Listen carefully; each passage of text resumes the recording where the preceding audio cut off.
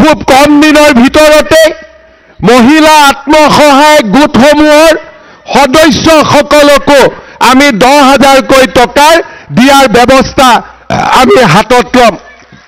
ইয়াৰ লগতে আমাৰ দুখীয়া ৰাইজে যাতে সকলো পৰ্যায়তে আগবাঢ়ি যাব পাৰে তাৰ বাবে আমি আৰু কেইবাখনো নতুন আৰু সুন্দৰ আঁচনি আমি এই বছৰৰ বাজেটত অন্তৰ্ভুক্ত কৰিবলৈ সিদ্ধান্ত গ্ৰহণ কৰিছোঁ।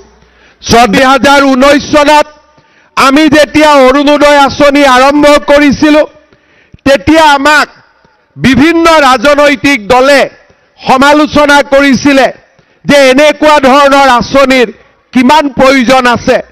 কিন্তু আজি 5টা বছৰ পিছত কৰ্ণাটকৰ পৰা কংগ্ৰেছৰ চৰকাৰে আহি অসমৰ অৰুণোদয় বুটলি লৈ গৈছে। মধ্যপ্ৰদেশৰ দৰে চৰকাৰে অসমৰ অৰুণোদয়ক আদৰি লৈছে। মহাৰাষ্ট্ৰৰ দৰে ভাৰতৰ আটাইতকৈ বিকাশশীল ৰাজ্যসমূহে আমাৰ অৰুণোদয় আঁচনিক নিজৰ নিজৰ ৰাজ্যত প্ৰৱৰ্তন কৰিছে। লোকসভা নিৰ্বাচনৰ সময়ত মই প্ৰতিশ্ৰুতি দিছিলোঁ যে আমি অৰুণোদয় আঁচনিৰ কলেবৰ বৃদ্ধি কৰিম। আজি আপোনালোকক মই জনাব বিচাৰিছোঁ যে আমাৰ ৰাজ্যত একোটাকৈ সমষ্টিত আগতে যদি 20,000 21,000 পৰিয়ালে অৰুণোদয় পাইছিল, এইবাৰ আমি একোটা সমষ্টিত 30ৰ পৰা 32,000 পৰিয়ালক আমি অৰুণোদয় আঁচনি দিয়াৰ বাবে সিদ্ধান্ত গ্ৰহণ কৰিছোঁ।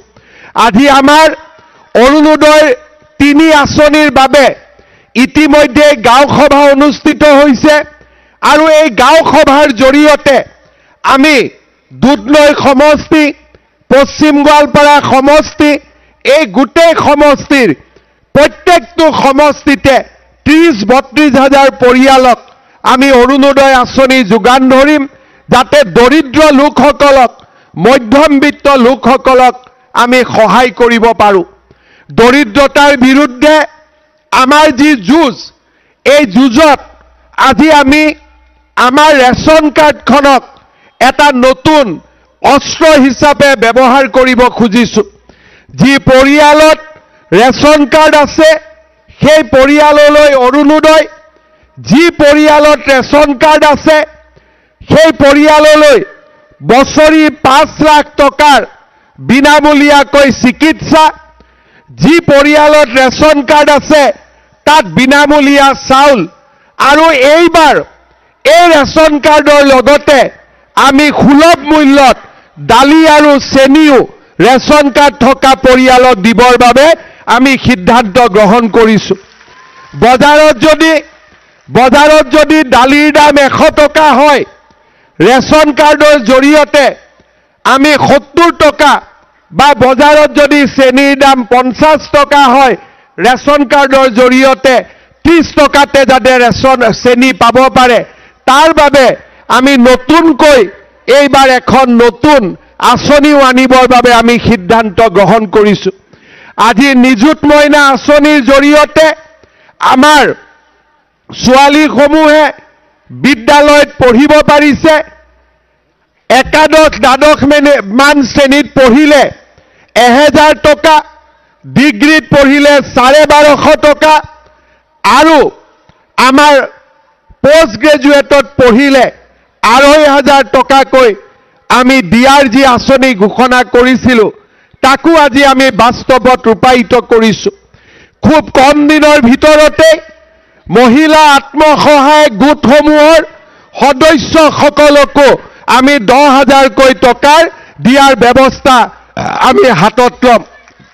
ইয়াৰ লগতে আমাৰ দুখীয়া ৰাইজে যাতে সকলো পৰ্যায়তে আগবাঢ়ি যাব পাৰে তাৰ বাবে আমি আৰু কেইবাখনো নতুন আৰু সুন্দৰ আঁচনি আমি এই বছৰৰ বাজেটত অন্তৰ্ভুক্ত কৰিবলৈ সিদ্ধান্ত গ্ৰহণ কৰিছোঁ।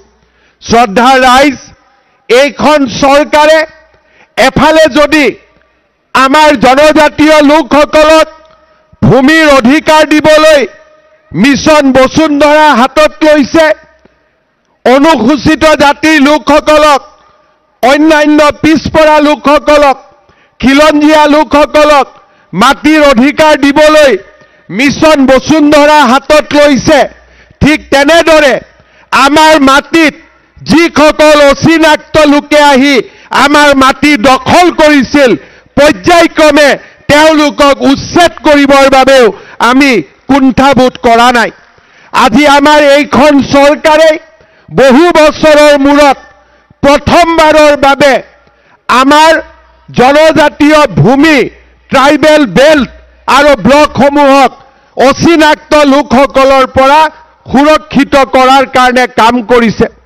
যোৱা কেইদিনমান আগতে সোণাপুৰত কি ধৰণে কঠোৰ পদক্ষেপ লৈ আমি সোণাপুৰ ট্ৰাইবেল বেল্ট এণ্ড ব্লকৰ পৰা অচিনাক্ত লোকসকলক উচ্ছেদ কৰিছিলোঁ, তাক সকলো জনজাতীয় লোকসকলে প্ৰত্যক্ষও কৰিছে আৰু আমাৰ চৰকাৰখনক ধন্যবাদো জনাইছে। মই আপোনালোকক প্ৰতিশ্ৰুতি দিব পাৰোঁ যে অনাগত সময়ছোৱাতো আমাৰ এই প্ৰচেষ্টা অব্যাহত থাকিব আৰু ৰাজ্যৰ প্ৰতিটো ট্ৰাইবেল বেল্ট এণ্ড ব্লকৰ পৰা অচিনাক্ত লোকসকলক উচ্ছেদ কৰাৰ বাবে আমি ব্যৱস্থা হাতত ল'ম। শ্ৰদ্ধাৰ ৰাইজ, আজিৰ এই সভাত ৰাভা আশ্ৰমৰ স্থায়ী কাৰ্যালয় নিৰ্মাণৰ এই সুন্দৰ মুহূৰ্তত সমবেত হ'বলৈ আপোনালোক ৰাতিপুৱাৰ পৰা ইয়াত আহি এটা উৎসৱমুখৰ পৰিৱেশ সৃষ্টি কৰিছে। ৰাভাসকল আমাৰ অসমীয়া আৰু অসমৰ আটাইতকৈ আদিমতম আৰু খিলঞ্জীয়া জনতা আৰু জনগোষ্ঠী। মোৰ মনত আছে যে এই জনগোষ্ঠীটোৱে কি ধৰণে নিজৰ অধিকাৰ ৰক্ষাৰ বাবে নিৰন্তৰ সংগ্ৰাম কৰি আহিছিলে। আমি যদি বুৰঞ্জীৰ পাতলৈ যাওঁ, ৰাভা নামৰ উৎপত্তিৰ পৰা বিভিন্ন ধৰণে আমাৰ অসম বুৰঞ্জীৰ ইতিহাসত ৰাভাসকলৰ গৌৰৱময় ঐতিহ্যৰ কথা লিপিবদ্ধ হৈ আছে।